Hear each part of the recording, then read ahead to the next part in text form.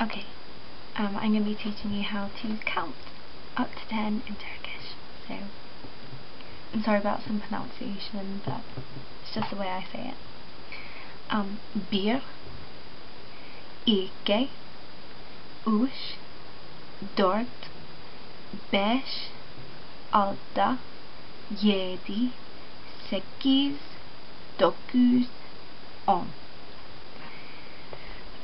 Bir, iki, üç, dört, beş, altı, yedi, sekiz, dokuz, 10. Okay, so 1 is bir. So number 1, bir. 2, iki. İki. 3, üç. Üç. 4, dört. Dört.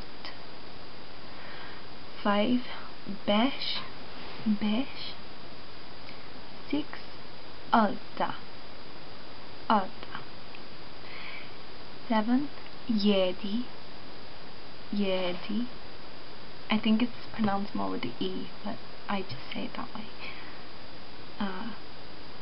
8, sekiz. Sekiz.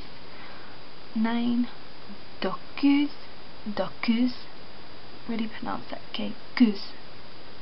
And then 10. Okay. So I hope you guys enjoy learning that.